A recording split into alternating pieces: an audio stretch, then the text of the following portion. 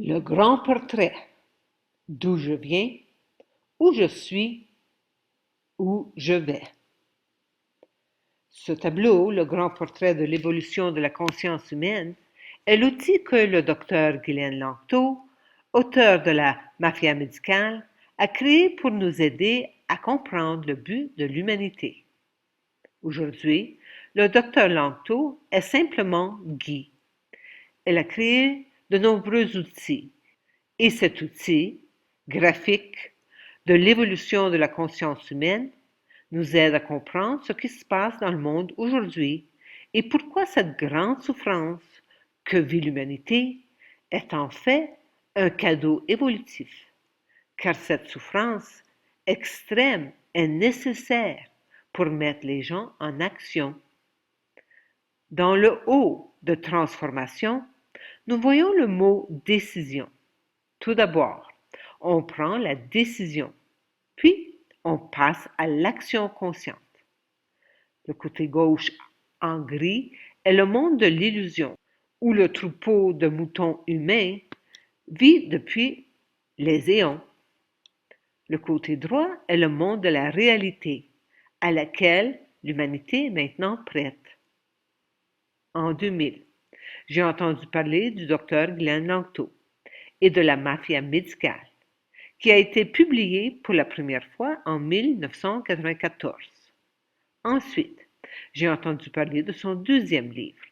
Que diable suis-je venu faire sur cette terre? M'accomplir. Ce livre a été publié pour la première fois en 2001. Mon réveil a commencé en janvier 2002, juste après avoir réalisé que le 9-11 était un travail intérieur.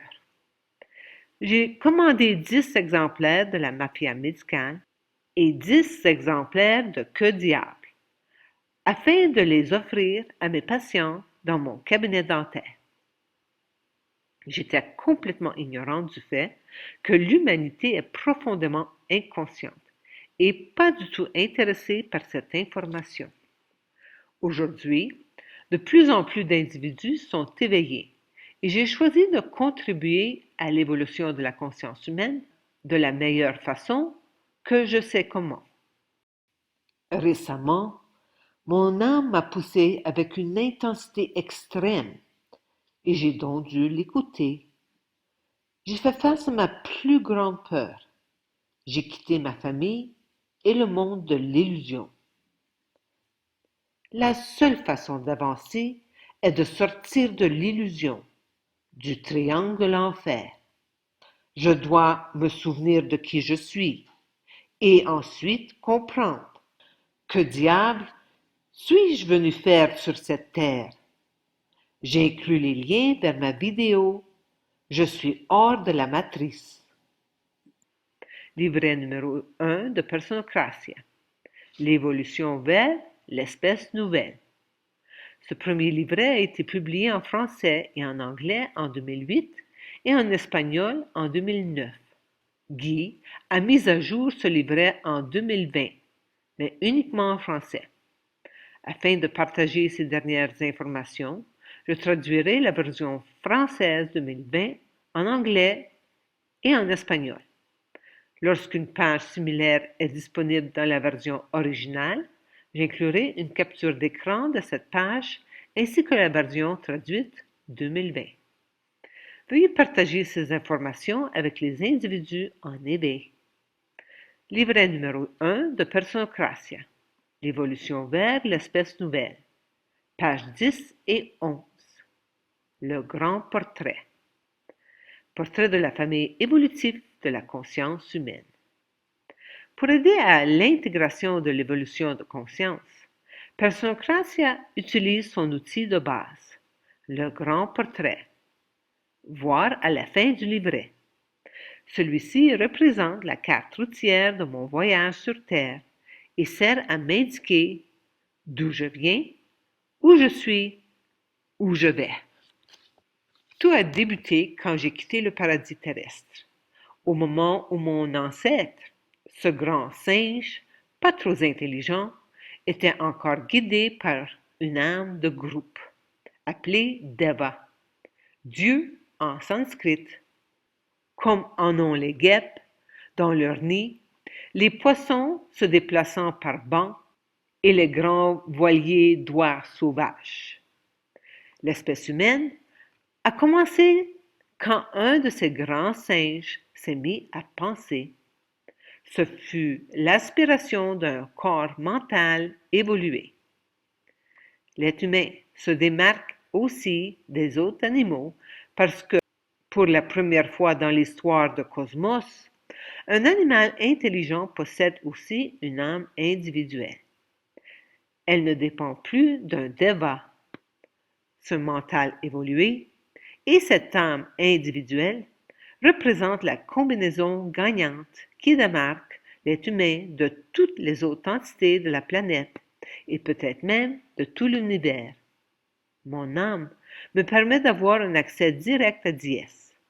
Pourtant, je ne sais trop que faire de ces nouvelles acquisitions. Je me prends encore pour un animal de troupeau, comme mes proches ancêtres, simiesques. Quel gaspillage! Le grand portrait débute alors que notre gros gorille, intelligent et totalement inconscient, mais porteur d'une âme diésique, passe tout son temps à assurer sa survie. Il veille à avoir beaucoup de nourriture et un territoire assez grand pour subvenir à ses besoins. Il désire plus que tout devenir le mâle dominant ou la femelle la plus désirable du troupeau et faire de beaux bébés qui perpétueront l'espèce. Ce gros singe peureux qui oublie son âme et s'acharne à agir en animal se nomme Ego-Life, contraction d'ego et de Goliath. L'ego est l'ombre ou la projection déformée de l'âme. Il commence avec l'enfance et prend fin avec la mort. Il s'identifie totalement au monde d'illusions qui l'entoure. Il est composé de personnages que je prends pour moi. Tôt ou tard, l'enfer des multiples personnages de l'ego devient vraiment insupportable. C'est le désordre total. Pour m'aider à en sortir, mon âme créatrice invente des situations de plus en plus traumatisantes, de vie en vie. Un jour, je constate enfin que la survie animale est un cul-de-sac et je décide d'arrêter la souffrance. Je stoppe mes vieilles habitudes égotiques et je commence à écouter les conseils de mon âme diésique. L'ordre est enfin établi. Je transmute d'un animal peureux à un être conscient de sa souveraineté. Quand cette transformation sera complétée chez une masse critique d'êtres humains, ceux-ci passeront alors à l'étape qui a toujours été le but de l'évolution, soit un être diésique incarné dans la matière. C'est cette évolution de conscience que le grand portrait présente. On y utilise l'animal de troupeau par excellence, le mouton, afin de présenter les deux premières étapes de l'évolution humaine. Le mouton blanc et le mouton noir correspondent à deux états vibratoires différents du corps, alors qu'il est sous le contrôle de l'ego et donc du vieux programme animal de survie. Au centre du tableau se situe l'étape de la transformation, là où je décide de changer du tout au tout.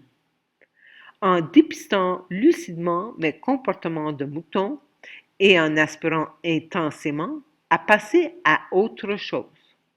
Je peux enfin me libérer de mes propres chaînes, de ma propre prison et entreprendre le plus grand bond évolutif de tous les temps. C'est ici que commence la grande aventure. Je prends alors la décision d'abandonner le mouton pour devenir une jument souveraine. Je passe ainsi sous le contrôle de l'âme et j'agis dans mon quotidien en me laissant guider uniquement par elle. De jument souveraine, où je m'applique à défaire le vieux programme, je peux ensuite progresser jusqu'à la prochaine étape, la jument ailée. celle qui peut à la fois courir sur terre et voler.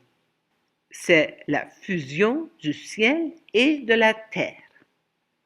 Cette fusion représente le but ultime de toute l'évolution, de la première cellule vivante à aujourd'hui. Un être déifique incarné dans un corps matériel. Il possède tous les attributs de déesse: immortalité, toute-puissance, omniprésence, omniscience, joie et harmonie.